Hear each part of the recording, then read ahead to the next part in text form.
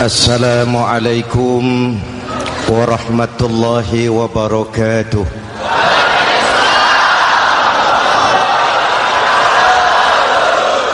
Alhamdulillahillazi ja'ala Ramadhana syahra siyami lil mu'minin. Wassalatu wassalamu ala asyrafil mursalin Sayyidina Muhammadin wa ala alihi wa sahbihi ajma'in, amma ba'du. Para ulama yang saya muliakan, para pejabat baik sipil maupun militer yang saya hormati, alhamdulillah malam ini atas izin Allah, mudah-mudahan yang kita laksanakan ini merupakan bagian dari amal ibadah kita di bulan suci Ramadan ini. Hadirin, reformasi terbesar adalah reformasi yang dilakukan oleh baginda Nabi besar Muhammad sallallahu alaihi wasallam. 23 tahun merombak satu bangsa biadab menjadi bangsa beradab, merombak umat yang terpecah belah menjadi umat yang bersatu, merombak masyarakat yang tenggelam dalam kemusyrikan menjadi umat yang bertauhid. Reformasi besar apa yang dilaksanakan oleh Rasul dan apa hubungannya dengan kita sekarang? Ini yang ingin saya sampaikan malam ini. Pertama, beliau melaksanakan reformasi akidah,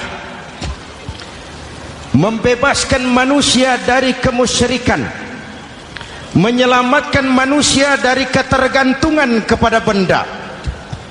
13 tahun beliau berjuang di kota Makkah hanya untuk menanamkan la ilaha illallah Muhammadur Rasulullah. Dari sana segalanya dimulai, meletakkan fondasi. Saya yakin tidak ada Tuhan selain Allah dengan seluruh konsekuensinya.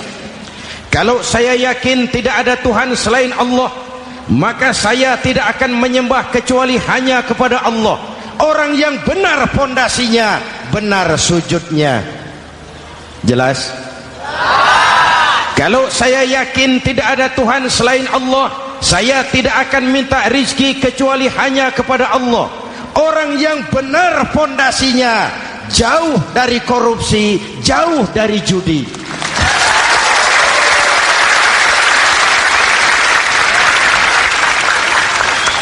Kalau saya yakin tidak ada Tuhan selain Allah, saya tidak akan menggantungkan hidup kecuali hanya kepada Allah. Saya tidak akan melarikan persoalan kecuali hanya kepada Allah. Saya tidak akan pernah takut kecuali hanya kepada Allah. Saya tidak akan minta tolong kecuali hanya kepada Allah. Inilah generator yang membangkitkan seluruh nilai-nilai amal kita. Kita puasa, kita sujud, kita jihad, itu kan karena nilai iman. Betul? Imannya tidak kelihatan, yang kelihatan gejalanya. Mic ini berbunyi karena ada strom. Percaya apa tidak? Kelihatan stromnya? Kok tahu ada strom dari mana? Dari bunyi. Ada suaranya itu, ada stromnya. Kenapa? Bunyi. Lampu menyala karena ada strom. Kipas angin berputar karena ada strom. Betul? Jadi kalau ada strom bunyi dong. Kalau ada strom lampunya nyala dong. Kalau ada strom kipas anginnya muter dong. Artinya apa? Kalau ada iman sujud dong. Kalau ada iman jihad. Udah dang dong.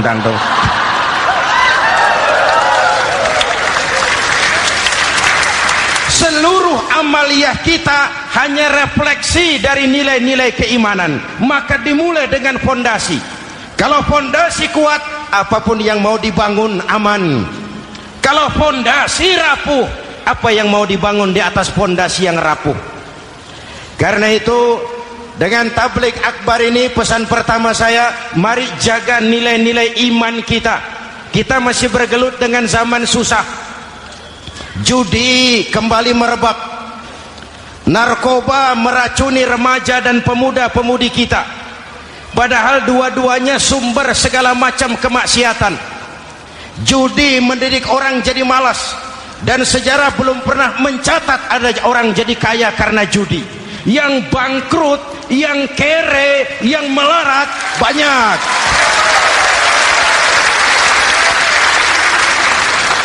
Makanya saya bersyukur di sini nggak ada yang judi. Nggak ada, mana saya nggak lihat di sini. Entahlah kalau di luar sini.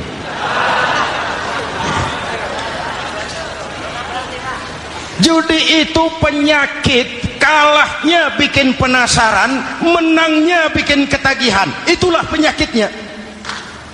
Makanya lebih baik makan singkong betulan daripada makan roti mimpi. Ayo, makan singkong betulan, makan roti mimpi, lebih baik mana? Lebih baik makan roti betulan, Mas.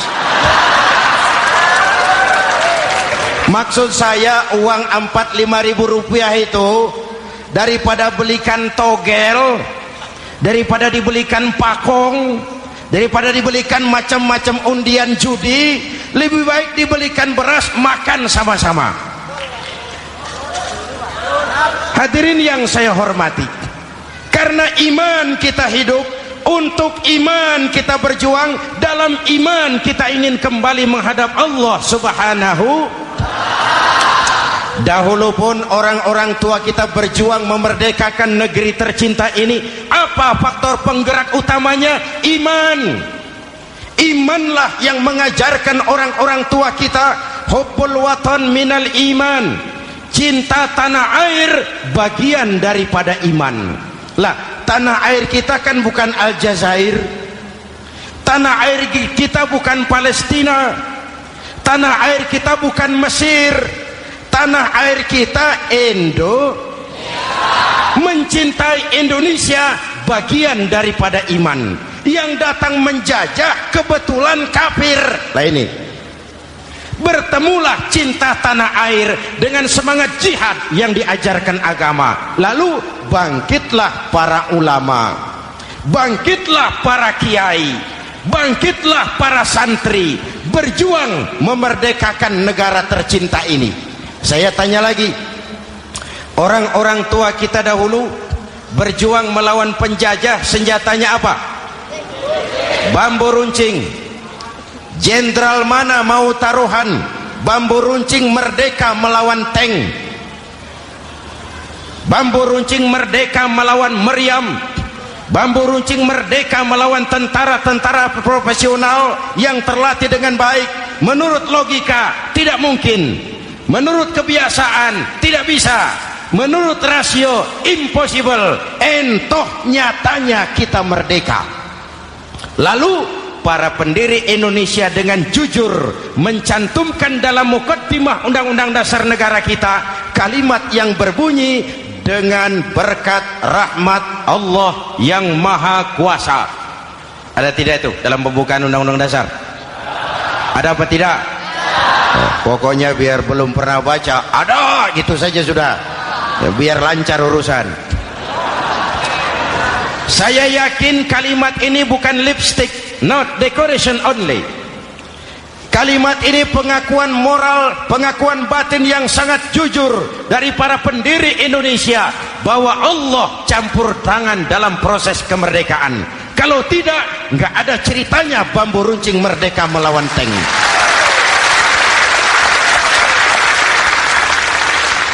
Kalau dulu iman untuk merebut kemerdekaan, sekarang iman untuk mengisi kemerdekaan. Betul? Betul? Karena itu jaga nilai-nilai iman, jangan tidur. kita sudah berhasil melaksanakan pemilu, sidang umum MPR sudah digelar, pemerintahan baru sudah terbentuk. Itu kita pilih bersama, kita dukung bersama. Mendukung itu tidak harus selalu iya, kula nuwun semohon dawuh kumaha juragan wae oke bos. Mendukung tidak harus selalu iya, mendukung juga memberikan saran, kritik, perbaikan. Kenapa? Di mana-mana di dunia ini kekuasaan cenderung mau menang sendiri, kekuasaan cenderung untuk korup. Karena itu kalau kita cinta kepada pemerintah, kita harus mengawasi jalannya pemerintahan kita ini.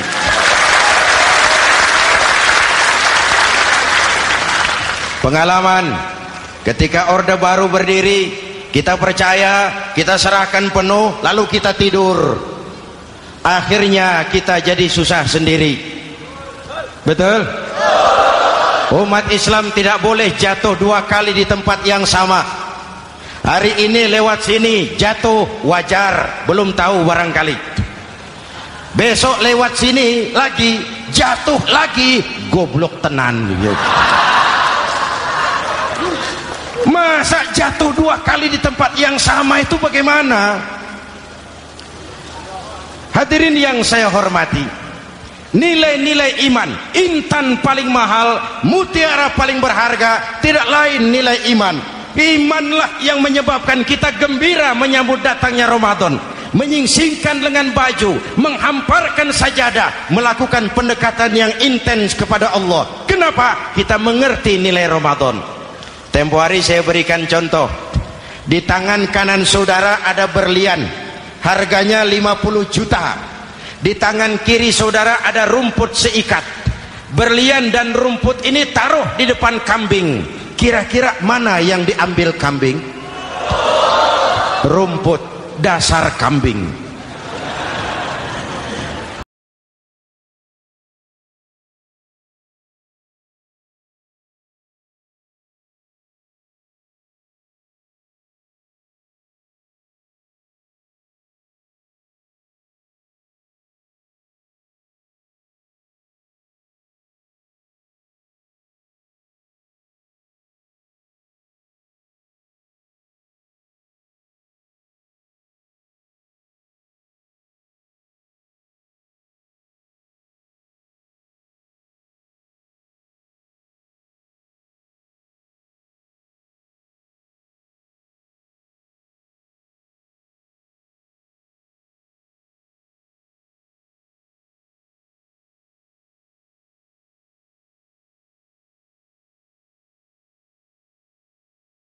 Kenapa diterusin?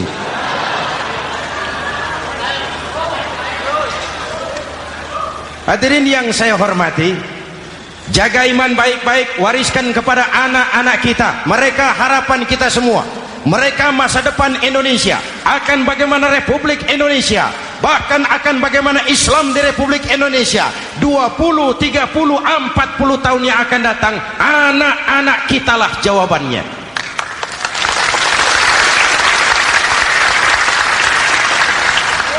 Mereka mau jadi apa? Persilahkan, asal iman merupakan landasan hidupnya. Anak-anak kita boleh jadi jenderal, asal jenderal beriman. Boleh jadi pejabat, pejabat beriman. Jadi pengusaha, pengusaha beriman. Kalau iman landasannya aman. Jadi pengusaha, pengusaha beriman, insya Allah timbangannya tidak curang, ekonomi lancar, masyarakat tenang. Jadi petani, petani beriman, insya Allah tidak menggarap tanah yang bukan miliknya.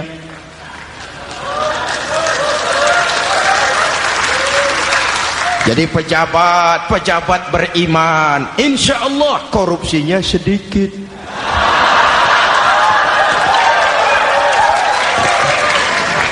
Jadi jenderal, jenderal beriman, insya Allah berjuangnya bersama ulama, bukan nangkepi ulama.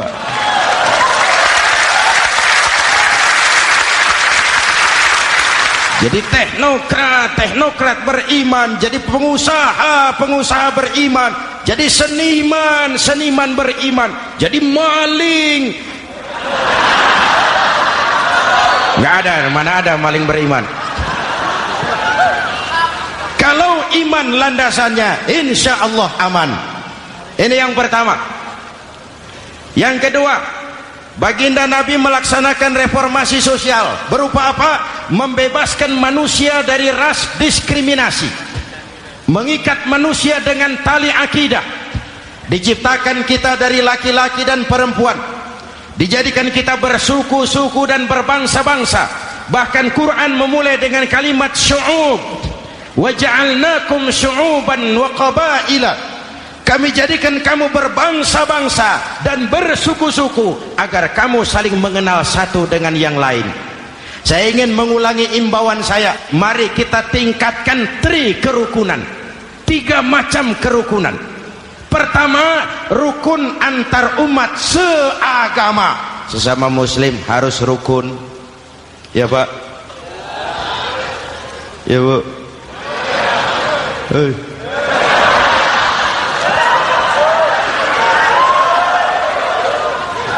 Malam ini saya tidak merasa sebagai tamu di sini. Saya hanya keluarga di tengah-tengah keluarganya.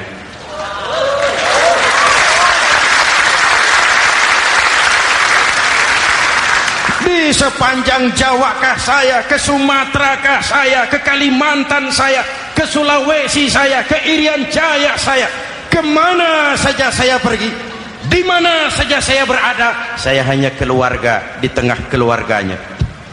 Sebagai muslim kita terikat akidah.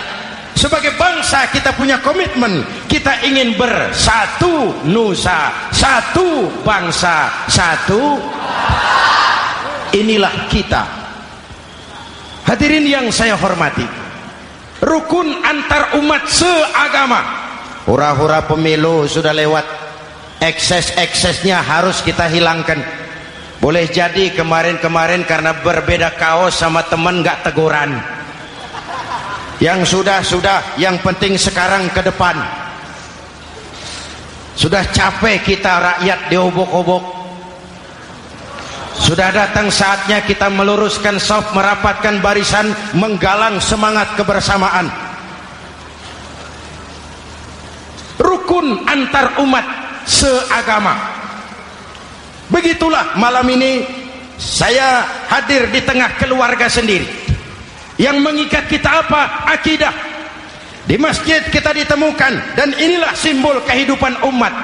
Tadi kita sholat isya dan tarawih di sini, menghadap ke arah yang sama, menyembah Allah Tuhan yang sama, melakukan gerak yang sama, membaca bacaan yang sama, dengan bahasa yang sama. Betul? Tapi kita datang dari segala penjuru. Kita datang dari sebelah lor, sebelah kidul, sebelah wetan, sebelah kulon. Di sini di masjid ini kita menghadap ke arah yang sama. Kita yang hadir di sini boleh jadi ada yang dari Sumatera, Kalimantan, Sulawesi, Irian Jaya, tapi kita adalah Indonesia. Jelas? Jelas? Saya sering kasih contoh, coba kalau sholat pakai bahasa masing-masing, ramai masjid, bingung malaikat. Ini Indonesia ramai karena tiap provinsi sholat pakai bahasa masing-masing. Kalau Riau bicara sendiri, Ambon bicara sendiri, Aceh bicara sendiri, Irian bicara sendiri, ramai masjid. Jelas? Jelas? Yang imam pakai bahasa Indonesia, takbir, Tuhan yang maha besar. Gagah sekali, bingung malaikat. Kembali kita kalau sholat pakai bahasa masing-masing. Betapa ramainya masjid. Itu cermin dari bangsa yang tidak bisa menjaga kesatuan dan persatuan. Uni Soviet almarhum, al-mal'un, itu negara adidaya, negara adikuasa, bersama-sama dengan Amerika menjadi polisi dunia. Tetapi kemudian dihantam oleh glasnost yang kebablasan, Gorbachev terpental, Soviet pecah jadi negara kecil berkeping-keping. mimpi mengembalikan Soviet seperti dulu. Begitulah kalau kita biarkan benih-benih disintegrasi ini terus berkembang, tidak ada lem perekat, maka kita akan pecah berkeping-keping dan kita akan jadi satu bangsa yang kecil. Oleh karena itu, yang pertama, jaga kerukunan antar umat seagama. Berbeda pendapat boleh, berpecah belah jangan. Berbeda partai oke, tapi berbeda dalam wawasan bernegara jangan. Jujur saja, saya kemarin musim pemilu itu sudah agak pesimis melihat, batin saya menjerit, ya Allah, kenapa umat jadi begini? Kenapa umat harus terkotak-kotak? Terlalu banyak partai-partai Islam waktu itu, 20 lebih. Begitu sidang umum MPR berjalan, saya mulai melihat titik optimisme. Ada yang mengkristal, di mana orang tidak lagi melihat partainya, tetapi melihat nilai-nilai imannya. Itulah yang memang utama buat kita.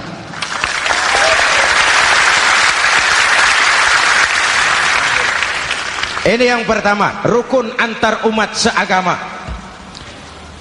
Yang kedua, rukun antar umat beragama. Beberapa hari yang lalu ada kejadian yang mengenaskan di Jakarta Timur, Cipayung. Peristiwa penyerbuan Yayasan Dolos. Hadirin yang saya hormati, kita tentu menyesalkan kejadian itu. Kita tidak bisa menyetujui tindakan main hakim sendiri.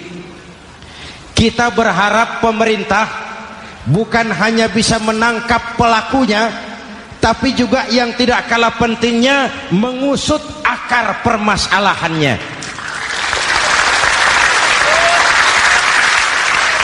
Kenapa itu terjadi? Kalau cuma pelakunya yang ditangkap, akar permasalahannya tidak selesai, saya khawatir terulang lagi di tempat lain. Inilah yang terpenting, menjaga kerukunan antar umat beragama, saling menghormati, saling menghargai. Jangan melakukan kamuflase, jangan melakukan tindakan-tindakan yang rawan dan peka. Misalnya umat Islam membangun masjid di tengah perkampungan orang Kristen, padahal tidak ada Islamnya di situ. Itu bisa menimbulkan kerawanan. Atau sebaliknya, membangun gereja di tengah perkampungan umat Islam yang tidak ada Kristennya di situ. Atau sebaliknya, mereknya kegiatan sosial, mereknya kegiatan kemanusiaan, tapi isinya penyebaran agama kepada orang yang sudah beragama. Itu pun bisa menimbulkan kerawanan. Jelas? Maka yang besar jangan mau menang sendiri, yang kecil harus tahu diri. Jelas? Mari saling menghormati, mari saling menghargai dalam batas lakum dinukum. Menangkap pelakunya penting, mengusut akar permasalahannya itu pun tidak kurang pentingnya. Hadirin yang saya hormati, Islam agama toleran, baik dari prinsip ajarannya maupun dari sikap umatnya. Islam agama yang rahmatan lil alamin. Kita punya kewajiban untuk membuktikan bahwa Islam bukan merupakan ancaman. Islam adalah alternatif. Islam adalah solusi. Islam bukan ancaman. Yang hadir di sini bukan perusuh, bukan umat biang kerok. Ini umat yang cinta damai.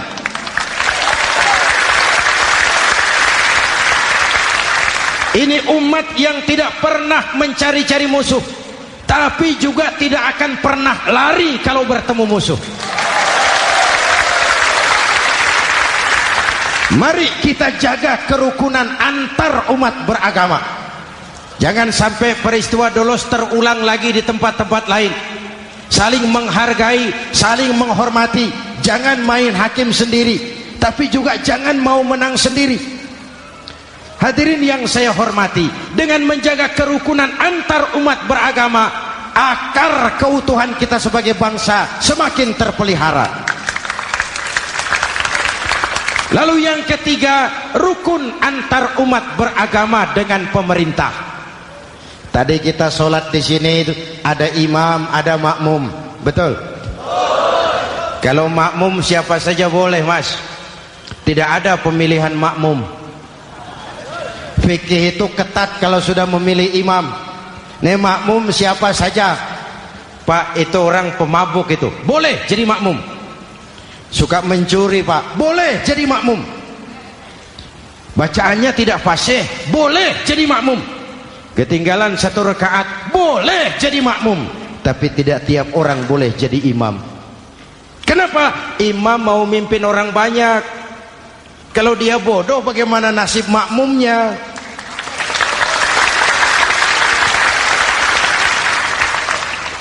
Ada karikatur di Medan, pernah kejadian anak kecil disuruh sholat sama ibunya.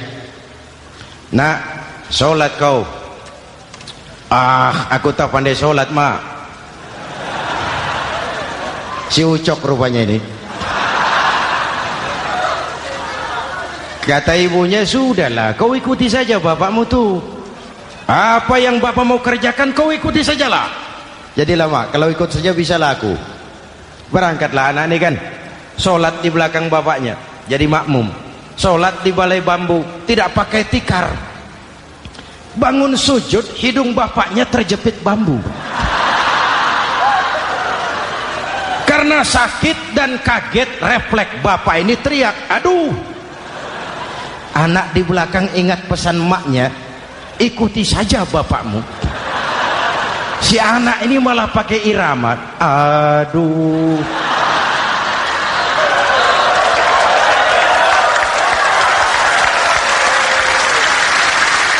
Lah, ada yang lebih gendeng lagi. Mendengar anaknya mengadu, bapaknya menoleh ke belakang. Kata bapaknya, kau kejepit juga, Cok, katanya. Sholat jadi ngobrol. Kalau makmum dan imam sama bodohnya, rusak sholat ini.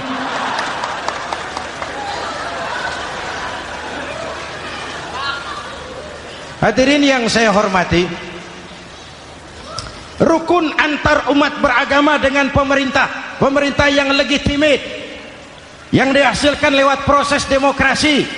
Benarnya kita dukung, salahnya kita tegur, kita kritik, kita perbaiki, kita berikan saran-saran yang baik. Sekali lagi, jangan tidur. Sudah lewat masanya. Kemarin-kemarin kita menghadapi satu masa yang penuh krusial. Sudah datang saatnya kita bersama-sama bahu-membahu mengatasi kesulitan besar yang tengah kita hadapi sekarang ini. Dengan 3 kerukunan ini, insya Allah keutuhan kita sebagai bangsa akan lebih terpelihara. Ini reformasi kedua. Dalam konteks kita sekarang, menjaga semangat kebersamaan. Saya sering mempopulerkan di masyarakat kita, umat Islam, bangsa Indonesia seperti 5 jari ini. Kalau kompak, apa yang tidak terpegang? Tapi kalau berpecah belah, apa yang mau dipegang? Yang ini namanya ibu jari. Umaro ini, pemerintah. Kerja apa saja kalau sudah diginikan pemerintah, lumayan. Diginikan kiamat, Mas. Legalitas. Umaro. Yang ini telunjuk, alat untuk menunjuk. Ini orang yang punya uang, orang kaya, para pengusaha, investor. Kita perlu untuk memulihkan roda perekonomian kita. Di mana-mana kalau orang sugih nunjuk, lancar urusan, Pak. Coba kita yang melarat nunjuk-nunjuk ini, nggak laku, Pak. Makanya kata orang, serba salah jadi orang susah, tapi lebih susah jadi orang serba salah. Serba salah jadi orang susah, tapi lebih susah jadi orang serba salah. Telunjuk. Yang ini jari tengah lah ini, di tengah dia, ke kanan tidak, ke kiri tidak. milik semua golongan ini, netral. Siapa ini? TNI.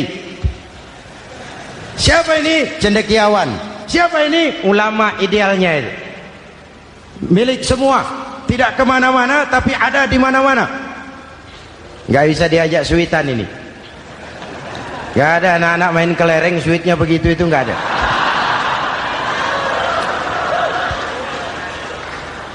Ini jari manis remaja, pemuda, masa muda, masa yang paling manis. Semua harapan milik pemuda. Belum pernah saya dengar ada orang pidato para kakek-kakek harapan bangsa, belum pernah. Mesti kalau sudah harapan umat, pemuda, harapan negara, pemuda, harapan agama, pemuda, harapan bangsa, pemuda, harapan pemudi. Jari manis. Yang ini kelingking, jari paling kecil ini. Ini kaum wanita ini. Perempuan kecil tapi mantap. Masya Allah. Ini ibu jari ini besar ini. Sweet ketemu kelingking, kalah ibu jari ini. Di mana-mana kekuasaan sering kalah sama perempuan. Siapa yang mendorong-dorong Nabi Adam memetik pohon buah khuldi? Kelingking. Kelingking. Kelingking. Julius Caesar tunduk kepada Cleopatra. Siapa Cleopatra? Kelingking.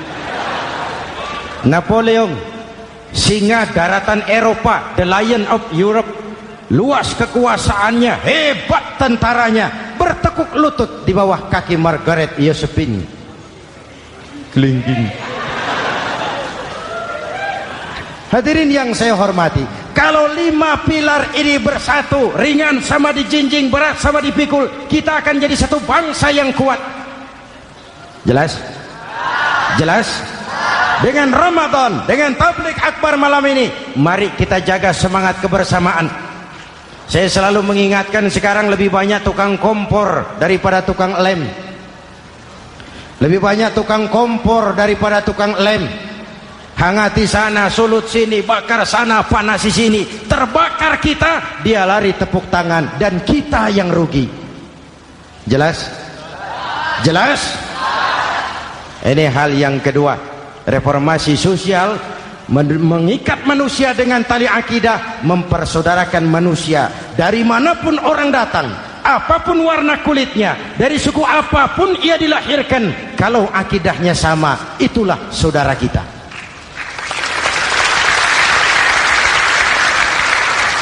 Kembangkan terus kerukunan antar umat seagama, antar umat beragama, dan antar umat beragama dengan pemerintah.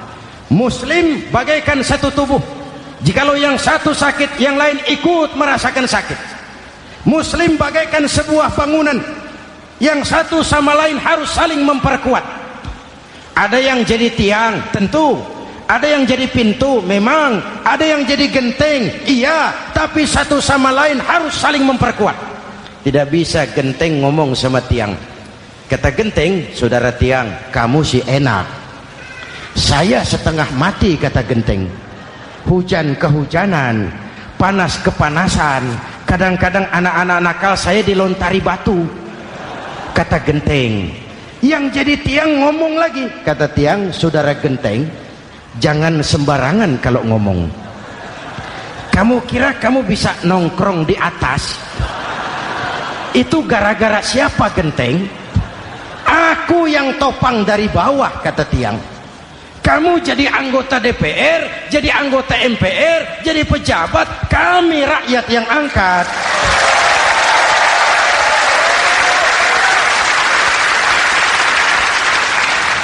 Jangan waktu di bawah rajin ngamalkan ayat kursi, dapat kursi lupa sama ayat.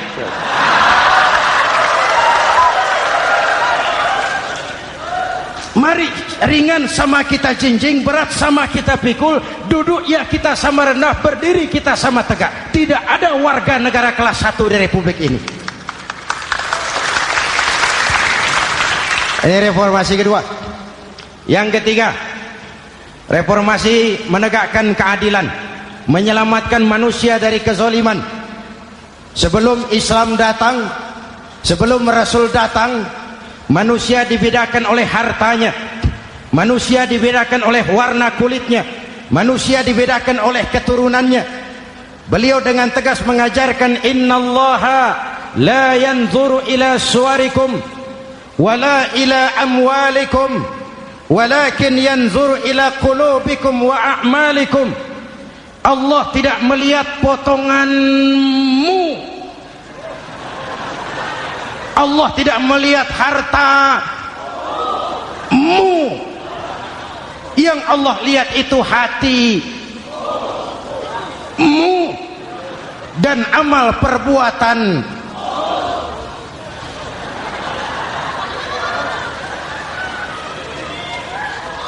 Perjuangan menegakkan keadilan.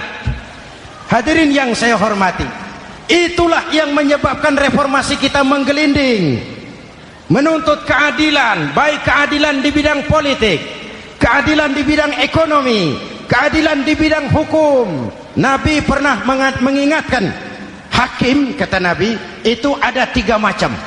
Al-qudatu salasatun. Hakim ada 3 macam. 1 di surga, 2 di neraka.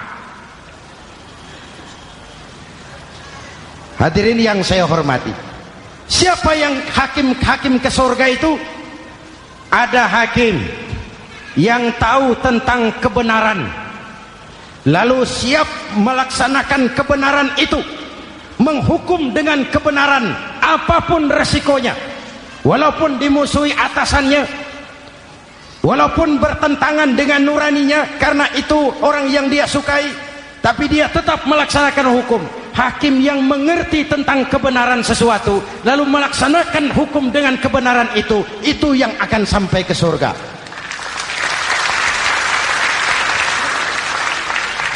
Yang kedua, ada hakim tahu tentang kebenaran tapi tidak mampu melaksanakan hukum dengan kebenaran itu.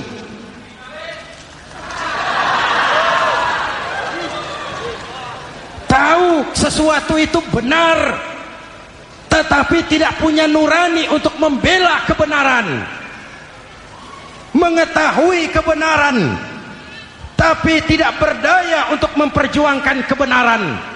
Akhirnya hukum dikebiri, yang salah jadi benar, yang benar jadi salah. Itulah realita yang kita rasakan selama ini. Yang baca Quran dengan suara merdu dapat piala, yang mengamalkan Quran dengan konsekuen dapat penjara,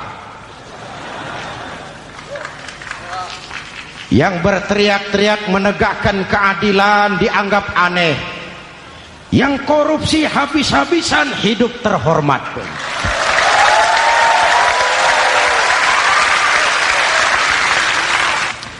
Jadi yang kedua tadi hakim yang tahu kebenaran tetapi tidak mampu melaksanakan hukum sesuai dengan kebenaran. Diperkosanya kebenaran, ditekannya hati nuraninya, sehingga ini yang mengakibatkan terlukanya perasaan keadilan. Yang ketiga lebih celaka lagi, ada hakim yang tidak mengerti tentang kebenaran lalu melaksanakan hukum dalam ketidakmengertiannya. Bodoh melaksanakan hukum dalam kebodohan, itu pun menyebabkan orang masuk neraka. Na'udzubillah. Hadirin yang saya hormati, reformasi yang dilaksanakan Rasul berjuang menegakkan keadilan setelah membebaskan manusia dari ras diskriminasi. An-nas kulluhum li Adam wa Adam min turab, la fadla li arabiyyin ala ajamiyyin illa bittaqwa. Seluruh manusia berasal dari Adam. Adam diciptakan dari tanah, dan tidak ada kelebihan Arab dengan yang bukan Arab kecuali dengan takwanya. Nah, saya masih ingat sebuah cerita. Mau dengar? Mau dengar? Pada waktu Umar bin Khattab radhiyallahu anhu menjadi khalifah, menjadi Amirul Mukminin, itu yang jadi gubernur di Mesir adalah Amr bin As. Satu saat Amr bin As ingin mendirikan masjid, tapi tanah lokasi masjid itu milik orang Yahudi, ada gubuk di situ. Dipanggil Yahudi ini oleh Amr bin As. Saudara Yahudi, iya. Itu rumahmu ya? Iya. Sudah tahu belum? Belum. Ya memang saya belum kasih tahu. Begini, kamu bangun sembarangan saja, rumahmu kena jalur hijau itu. Lalu saya mau bangun masjid di situ. Ya tapi ada rumah saya, Pak. Sudahlah, rumahmu saya bayar, saya beli. Enggak mau, Pak. Rumah saya cuma itu-itunya. Saya bayar 2 kali lipat. Enggak mau, Pak. Enggak mau. Sudahlah, saya ganti rugi. Ya, enggak mau, Pak. Namanya juga ganti rugi, Pak. Biar digantikan tetap rugi. Mangkel Amr bin As ini wong cilik kok bertingkah amat. Si amat aja nggak bertingkah. Panggil kamtib. Hei, gusur. Ditarik rumah Yahudi ini, ambrol. Menitiskan air mata si Yahudi di sudut kehidupan. Begini wong cilik ini sudah jatuh tertimpa tangga. Rumah cuma sak gubuk-gubuknya diderek oleh petugas. Pikir-pikir Amr bin As kan cuma gubernur, di atasnya kan masih ada khalifah Umar bin Khattab. Saya mau lapor ke pusat. Berangkat Yahudi ini dari Mesir menuju Madinah, berhari-hari berjalan sambil berpikir, ini nanti kalau saya laporan kepada khalifah, apa pengaduan saya diterima? Wong saya rakyat kecil, lagian Yahudi, sementara yang menggusur saya ini gubernurnya sendiri. Terus dia berjalan sampai di kota Madinah. Lewat tengah hari dia mulai cari-cari. Ada orang, ketemu orang sedang tidur di bawah pohon kurma. Selamat siang, Pak. Siang.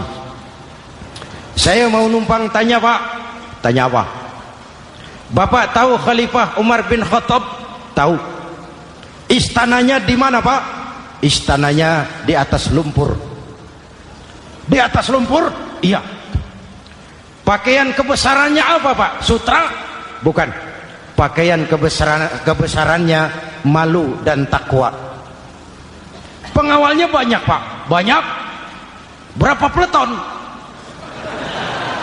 Pengawalnya yatim, orang jompo, kelompok mustad'afin, orang-orang lemah, janda-janda tua.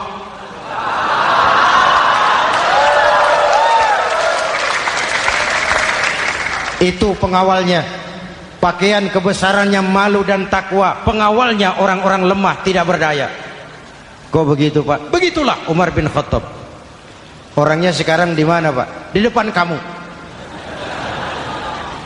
Jadi Bapak, iya. Bapak, iya. Saya Umar. Ada apa, Mas? Oh, yang datang dari Semarang waktu itu. Gini loh, Pak, saya mau menuntut keadilan. Keadilan kenapa? Gubernur Bapak Amr bin As itu, Pak, zolim. Kenapa dia? Gubuk saya main tarik saja, runtuh. Saya nggak punya rumah lagi, wong saya ini golongan makmur, cuma rumah sama sumur. Lalu untuk apa? Katanya dia mau bangun masjid di situ, Pak. Dipaksanya rumah kamu ditarik sampai runtuh. Iya. Yahudi? Ya, Pak. Itu ada tempat sampah ya. Betul, Pak. Di situ banyak tulang unta. Coba kau cari satu tulang unta bawa ke sini. Bingung Yahudi. Pak, saya jauh-jauh dari Mesir ke sini ini mau cari keadilan. Kalau tulang unta di Mesir juga banyak, Pak. Sudahlah, kau ambil saja tulang itu. Berangkat Yahudi penuh tanda tanya, ambil sebuah tulang unta, diberikan kepada Khalifah Umar bin Khattab. Tulang ini diambil, Umar hunus pedangnya, dengan ujung pedang dibuat garis lurus di atas tulang unta itu. Rak. Selesai. Yahudi, iya Pak, sekarang kau kembali ke Mesir, serahkan tulang ini kepada Umar bin Amr bin As. Makin bingung Yahudi, jauh-jauh datang kemari kira mau dapat keadilan, cuma dapat tulang. Ya sudahlah, namanya wong cilik, berangkat dia pulang ke Mesir. Berhari-hari sampai di Mesir. Pak Gubernur, ya lapor. Ada apa Yahudi? Saya dari pusat. Loh, kamu dari Madinah? Iya Pak. Ngapain sih kamu ke sana-sana? Nuntut keadilan. Kamu bertemu Khalifah? Ketemu Pak. Terus tulang.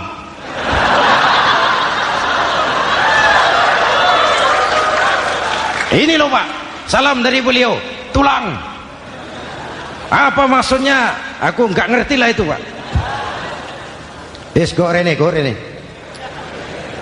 Diambil tulang itu, Amr bin As melihat ada garis lurus dengan ujung pedang, gemetar badannya, keringat bercucuran. Kepala proyek dipanggil. Mas, ini proyek masjid batal, gubuk Yahudi dirikan lagi. Loh Pak, kata kepala proyek, saya kan sudah menang tender Pak.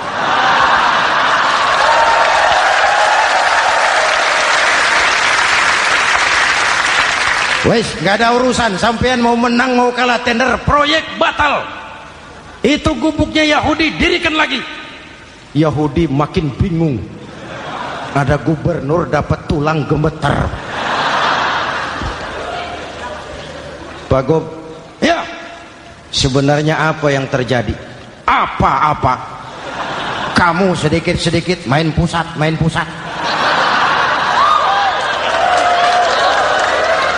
Bo, yang ngomong dulu toh. Ya kan awalnya saya sudah ngomong Pak, tapi gubuk saya tetap ditarik. Percuma ya saya ke pusat Pak.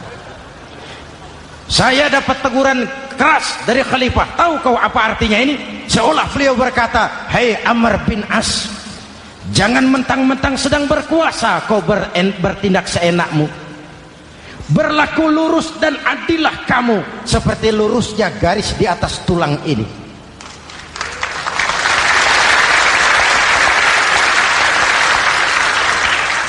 Kalau kau tidak lurus, kalau kau tidak berlaku adil, aku yang akan meluruskanmu dengan pedangku. Itu bahasa simbolik. Siapa yang gak gemeter? Kamu. Pusat. Wedus. Ya ini nek coro kita. Oh Pak, kalau begitu Islam adil ya Pak? Adil. Jadi saya menang Pak. Menang kamu. Padahal saya Yahudi. Tapi menang ya. Menang. Pak sudahlah kalau begitu Pak. Bagaimana? Itu gubuk saya ambil saja Pak. Tanah-tanahnya sak gubuk-gubuknya Bapak ambil. Silahkan kalau mau dibangun masjid. Tidak cuma sekedar itu Pak. Mulai hari ini Bapak dengarkan. Asyhadu an la ilaha illallah wa asyhadu anna Muhammadar Rasulullah.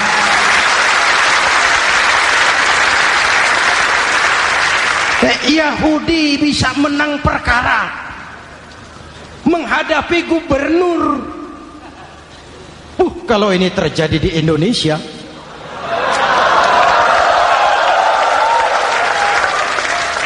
amin. Oke, lalu siapa pemimpin adil itu? Setiap kita kan pemimpin. Presiden, pemimpin di negaranya. Gubernur, pemimpin di provinsinya. Bupati, pemimpin di kabupatennya. Pak Camat, pemimpin kecamatannya. Pak Lurah, pemimpin di kelurahannya. Suami, pemimpin di rumah tangganya. Anak muda, pemimpin bagi dirinya. Dan setiap kita akan dimintakan tanggung jawab. Anak muda pemimpin buat dirinya, nanti diminta tanggung jawab. Hei, kakimu kau bawa jalan kemana? Tanganmu ngambil apa? Lidahmu bicara apa? Matamu menteleng. Apa yang dilihat? Seluruhnya akan dimintakan pertanggungan jawab. Marilah kita jadi orang yang adil kepada diri, kepada keluarga, dan akhirnya kepada masyarakat, bangsa dan negara. Hadirin yang saya hormati, satu ayat yang sering dibaca pada akhir khutbah khatib Jumat, innallaha ya'muru bil adli wal ihsan. Allah memerintahkan kamu berlaku adil dan berbuat ihsan. Tidak sekadar adil tapi ihsan. Ihsan nilainya lebih tinggi dari adil. Contoh, nak, tolong taruh telur itu di pinggir meja. Anak yang adil apa adanya, ditaruh telur di pinggir meja. Anak yang ihsan lain. Lah iya, perintahnya sih di pinggir meja, tapi kalau pas di pinggir meja kan jatuh ke bawah, ke tengah sedikit. Ini ihsan. Oleh karena itu, mari, perjuangan menegakkan keadilan masih panjang. Jalannya tidak lurus bertabur bunga, menanjak, menurun, banyak onak dan duri. Namun seperti yang dikatakan seorang tokoh, masih Napoleon, kalau ada 1000 orang penegak keadilan, saya satu dari yang 1000 itu. Kalau ada 100 penegak keadilan, saya juga satu dari yang 100 itu. Kalau ada 10 orang menegakkan keadilan, saya juga satu dari yang 10 itu. Kalau hanya 1 orang yang menegakkan keadilan, maka sayalah yang 1 itu. Tetap konsisten berjuang menegakkan keadilan, walaupun besok langit akan runtuh, walaupun besok akan kiamat, keadilan tetap harus ditegakkan. Ini reformasi yang ketiga, menegakkan keadilan, mengayomi masyarakat dengan hukum yang tegas. Dan Rasul menjadi contoh. Ini yang hebat. Misalnya beliau berkata, wallazi nafsi biyadihi lau anna Fatimah binti Muhammadin saraqat laqata'a Muhammadun yadaha. Demi Allah, andai kata Fatimah putri Muhammad mencuri, jangan orang lain, Muhammad sendiri yang akan memotong tangannya. Hukum berwibawa, masyarakat terlindungi. Kenapa? Nabi jadi contoh. Jelas? Beliau mengajarkan orang beramal. Kepada putrinya beliau mengatakan apa? I'mali ya Fatimah, i'mali fa inni la ughni anki minallahi syai'a. Fatimah, beramal kau. Fatimah, beramal kau. Fatimah, solat kau. Fatimah, puasa kau. Fatimah, zakat kau. Fatimah, haji kau. Kalau kau tidak beramal Fatimah, aku ayahmu Rasulullah tidak akan sanggup membelamu di akhirat nanti. Ini keadilan. Tidak mentang-mentang putri kesayangan Nabi lalu sudah Fatimah kamu nggak sholat nggak apa-apa, nanti di akhirat ada papi. Jauh dari semangat nepotisme. Putri beliau sendiri ditekankan, i'mali ya Fatimah fa inni la ughni anki minallahi syai'a. Beramal kau Fatimah, kalau kau tidak beramal, aku ayahmu tidak akan sanggup membela kamu di akhirat nanti. Inilah inti dari nilai keadilan. Jauh dari nepotisme, apalagi kolusi. Hadirin yang saya hormati, lalu saya masuk kepada yang keempat. Reformasi keempat yang dilaksanakan oleh baginda Rasul, menyelamatkan manusia dari gaya hidup sekuler, menyelamatkan manusia dari gaya hidup materialis, mengajarkan keseimbangan. Ada hidup sesudah mati, ada akhirat sesudah dunia. Betul? Betul? Kalau saja tidak ada hidup sesudah mati, kalau saja tidak ada akhirat sesudah dunia, persilahkan hiduplah saenae, nek perlu saenae udelmu dewe. Sayang. Ada hidup sesudah mati, ada akhirat sesudah dunia. Ini semua calon-calon jenazah.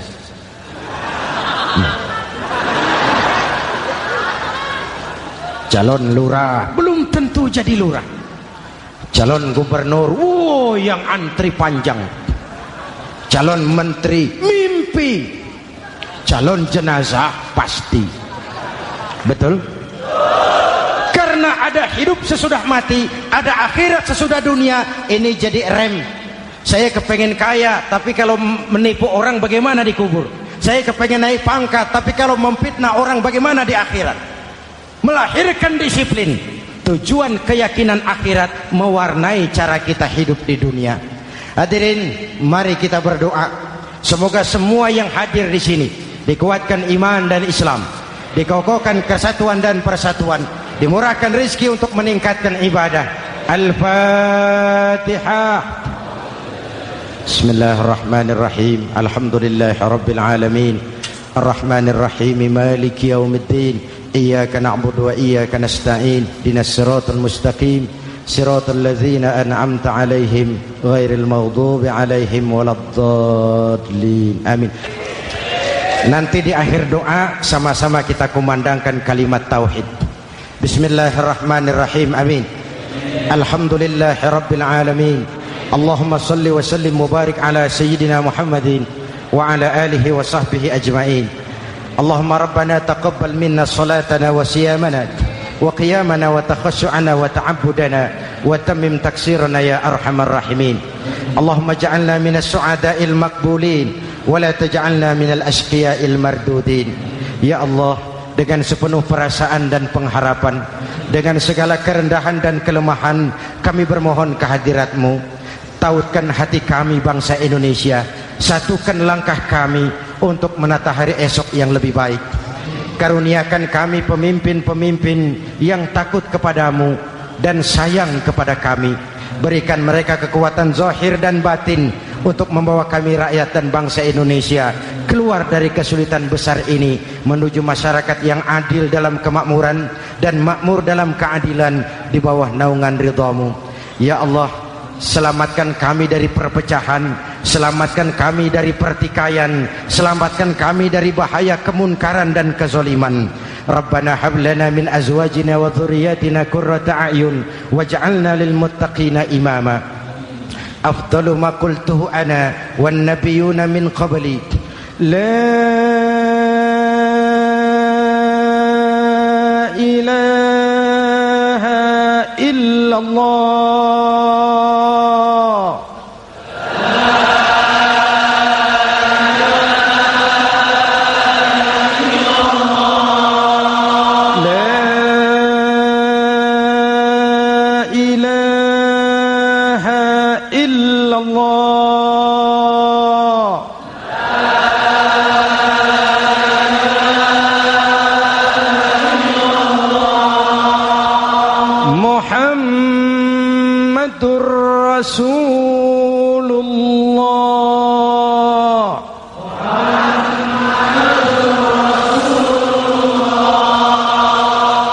آمين. صلى الله عليه وآله وسلم. كلمة حق عليها نحيا وعليها نموت وعليها نبعث إن شاء الله من الآمنين. ربنا آتنا في الدنيا حسنة وفي الآخرة حسنة وقنا عذاب النار. وآخر دعوانا أن الحمد لله رب العالمين.